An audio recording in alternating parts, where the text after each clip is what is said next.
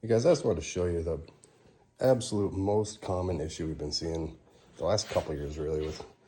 Get calls all the time. My snowmobile ran fine when I started it up for the year. Drove it around the yard.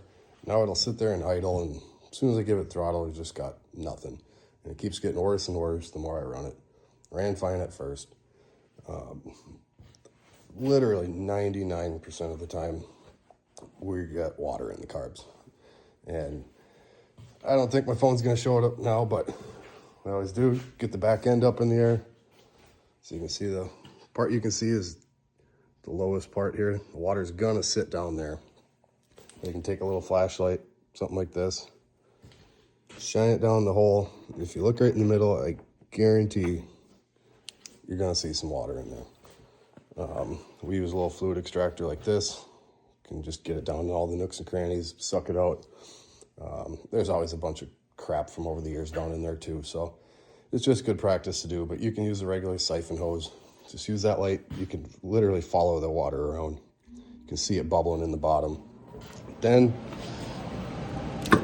really just got to pop your carbs loose, pull your drain hoses. That's a water trap. Obviously helps a lot if you can get it in a heated shop so the water is not ice. If it's icy in there, you're gonna have to pull the carbs out, get it inside so they thaw out. Drain that, and then once you get all the water out, we'll usually fire it up, let it run for a little bit, get things only buttoned up enough to fire it, let it run for a minute or so, get up to temp, pull the carbs back out, drain the water. If the carbs are easy enough to get to like these, to do that, I mean, these cats are crazy easy. Do that a couple of times until you get no water coming out. Your lines will all be flushed. You can pull the lines off, run those into a separate catch can. Oftentimes I'll just pre-fill the carbs with gas out of a squirt bottle or something, then run both the hoses into any sort of bottle until everything's coming nice and clear. Put it back together and you're off to the races again. Never hurts to put a little bit of heat or some just straight iso alcohol in the tank for a little bit to catch anything else, but ends up being a pretty quick and easy in the shop and back out. If you let it sit for any amount of time after that issue, carbs are gonna have to come all the way apart. They'll get gunked up, crusted, the jets will start corroding. So if you're getting this issue, ran fine, slowly got worse and worse, just over a few minutes, I'd stop what you're doing, pull it apart, get that water out of there. But I've seen this on so many sleds over the last couple of years, and it seems to get worse and worse. The longer they sit, the worse it is.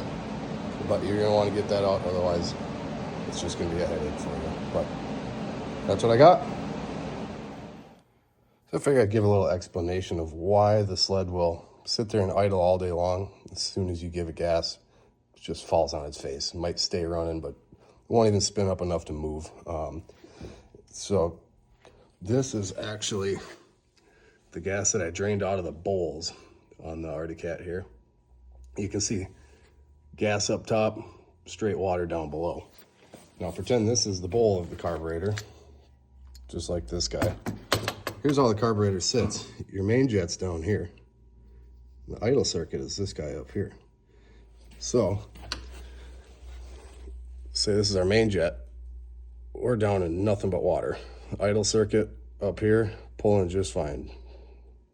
She'll sit there and idle all day long. Now when you got water in the tank, the more you run it, the higher this water level is going to come, the less the gas.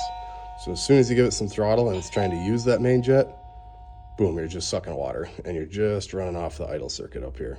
So that's really as simple as that. So when you first fired it up, there wasn't any water in there, getting plenty of main jet. The water slowly fills up, just progressively gets worse and worse and worse until it'll only idle, and eventually it will just die.